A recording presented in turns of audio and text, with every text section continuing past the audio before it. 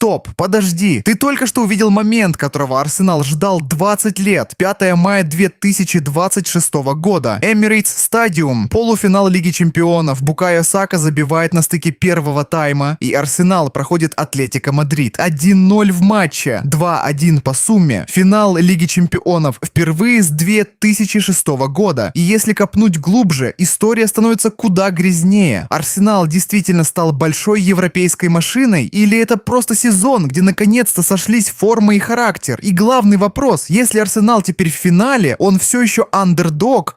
Или с этого момента с него будут спрашивать, как с настоящего топ-клуба? Сегодня разберем, почему этот выход в финал не просто исторический момент. Это точка, после которой Арсенал уже не сможет спрятаться за фразой «Но мы же еще строимся». Подпишись и погнали. Давай начнем с масштаба. Потому что просто сказать «Арсенал вышел в финал ЛЧ» это, как сказать, The Beatles немного популярные. Технически верно, но что-то важное потерялось. 5 мая Арсенал переиграл Атлетико Мадрид 1-0 на Emirates и прошел в финал с общим счетом 2-1 по итогам двух матчей. Это первый финал Лиги Чемпионов для клуба ровно за 20 лет. Предыдущий был в 2006.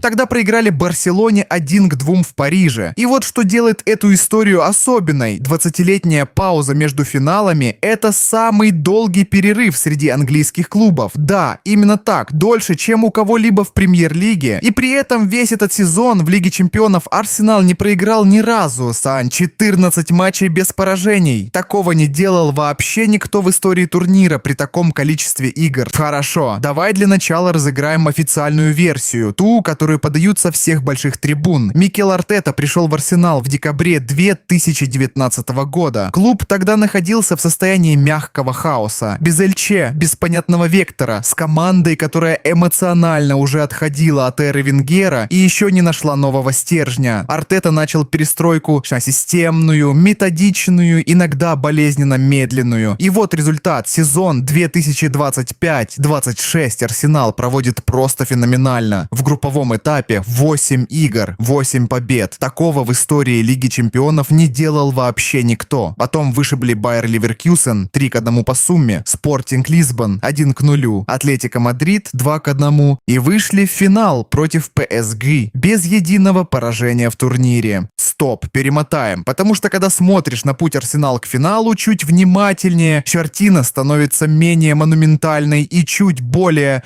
человеческой. Матч против Атлетико во втором полуфинале Арсенал выиграл 1-0. 1 гол за 90 минут. Против команды, которая в первом матче в Мадриде сыграла 1-1 и вполне могла сделать результат. Первый матч в Мадриде ничья 1-1. Дома 1-0. Итого 2-1 по сумме. Все решил один мяч Сака за минуту до перерыва. Убери этот гол. И вместо истории про возвращение Арсенал мы бы смотрели нарезку про снова не получилось в Европе. В плей-офф ЛЧ разница между гением и уволен летом иногда измеряется одним касанием в нужный момент. Да, Арсенал шел к финалу уверенно в групповом этапе, но в нокаут-раундах все становится другим. Ливеркусен уступили 1-3 в сумме, но первый матч был 1-1. Снова нервы. Спортинг CP 1-0 в сумме. То есть в 4 нокаут-матчах Арсенал суммарно забил 3 гола. 3 за 4 игры. Это не доминирование, это работа. Поговорим о человеке, без которого этого финала, скорее всего, не было бы. Букайо Сака, 23 года, воспитанник Академии Арсенал, забил победный гол в полуфинальном ответном матче против Атлетико Мадрид. Тот самый, на 44-й минуте, который и отправил клуб в Будапешт. По статистике за турнир 3 гола и 2 результативные передачи в 11 матчах. При этом наибольшее количество ударов в цель среди всех игроков Арсенал в ЛЧ. Сака — это не просто игрок хорошего уровня.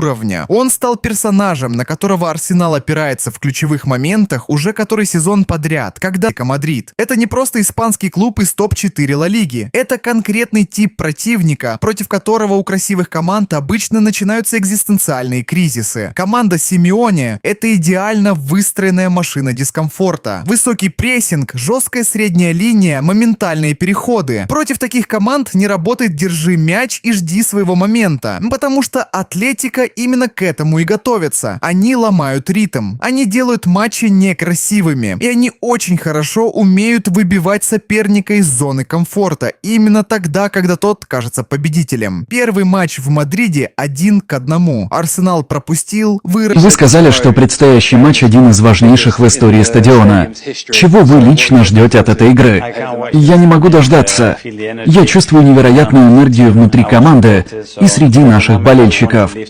Это именно те моменты, которые мы хотим проживать вместе. Клуб и команда проделали огромную работу, чтобы спустя 20 лет снова оказаться в этой позиции. Мы очень голодны до побед и хотим выйти в этот финал. Есть матчи, которые клуб несет с собой годами. Для Арсенала это 17 мая 2006 года. Стад де Франс, Париж, финал Лиги Чемпионов против Барселоны. Тот Арсенал был невероятен на пути к финалу. 10 матчей без пропущенного гола, победы над Реалом и Ювентусом. Жан Леман отстоял не поддающееся подсчету количество атак. Но в финале Лемана удалили на 18-й минуте. Арсенал играл в меньшинстве почти весь матч. Сол Кэмпбелл забил головой 1-0. Казалось, держится. Но на 76-й минуте Барса перевернула матч. 2 гола за 5 минут. 2-1 в пользу Барселоны. С тех пор Арсенал не попадал в финал Эльче ни разу. 20 лет. 2 десятилетия, в течение которых клуб выходил из Эльче на стадии 1/8 финала снова и снова. 8 раз подряд в разные годы. Пока не пришел Артета и не сломал этот цикл. Важно понимать, нынешний финал только второй в истории Арсеналь в эпоху Лиги Чемпионов. Это не клуб с богатой традицией финалов. Это клуб, который добрался туда один раз, не выиграл и 20 лет жил с этим.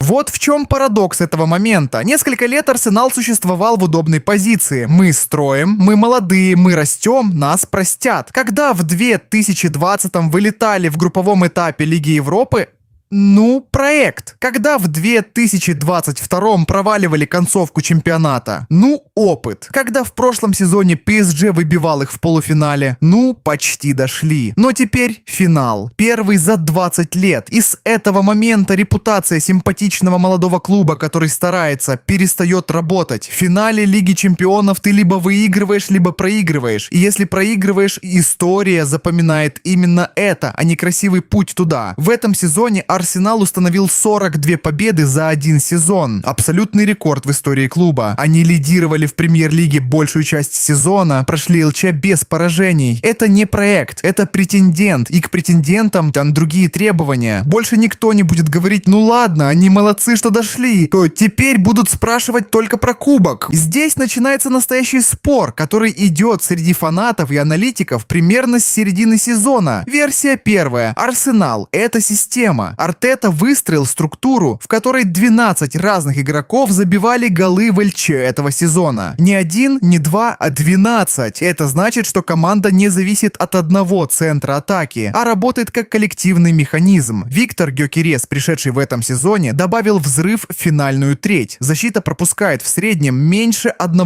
гола за 2 матча. Версия вторая. В нокаут-раундах все решают моменты и люди. 3 гола за 4 нокаут-матча — это не доминирование системы. Это точечные решения конкретных игроков в конкретные секунды. 30 мая 2026 года. Будапешт, стадион Пушкаш-Арена. Арсеналь против Пари Сен-Жермен. Соперник, действующий чемпион Европы. PSG выиграл прошлогоднюю Лигу Чемпионов. И в этом сезоне прошли через Премьер-лиг 3 ведущих английских клубов. Ливерпуль 4-0 по сумме 2 матчей, Челси 8-2. Байерн Мюнхен 6-5. Это не случайные результаты, это доминирование. И самое неудобное, в прошлом сезоне PSG выбивал Арсенал на той же стадии. Эти в полуфинале 3-1 по сумме. То есть Арсенал уже знает, каково это — встречаться с этой командой в кубковом формате и проигрывать. Реванш может быть, но PSG за год стал только сильнее. Показатели PSG в ЛЧ этого сезона: 40 голов забитых, 22 пропущенных. У Арсенал 23 забитых, 4 пропущенных. Это разные стили. PSG атакует массированно, Арсенал строит через контроль и дисциплину. Финал в Будапеште — это столкновение 2 абсолютно разных философий, и посмотреть на него будет как минимум интересно.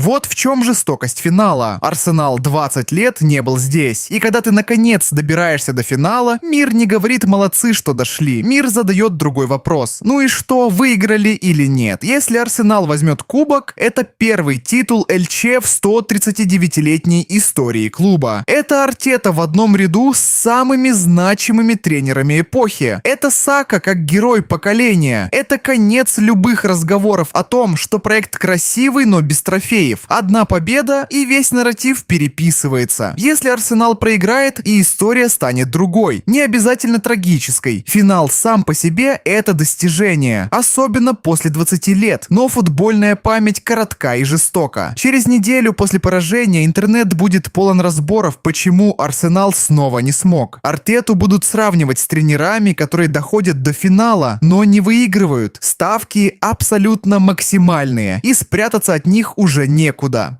Арсенал 20 лет шел к этому финалу, и за это время мир вокруг изменился несколько раз. Сменились тренеры, игроки, стадии турниров, а ярлык «красивая, но не для финала» оставался. Теперь этот ярлык снят. 30 мая в Будапеште Арсенал выйдет на крупнейший матч европейского клубного футбола. Против ПСЖ, действующего чемпиона, который в этом сезоне разобрал по частям Челси, Ливерпуль и Байерн. Серьезного соперника нет в принципе. И вот что важно понять в конце. Финал Лиги Чемпионов — это не место для красивых историй про возвращение. Это место, где тебя спрашивают про результат. Только про результат. Арсенал вернулся. Это факт. Арсенал изменился под Артетой. Это тоже факт. Но история этого проекта, его финальная оценка в этом, она будет написана в один конкретный вечер. В Будапеште 30 мая. Либо кубок, либо снова старая песня. Почти, но не сегодня. Если тебе было интересно, то подпишись на канал. Разбор финала ПСЖ против Арсенал тоже будет, и там вопросов станет еще больше.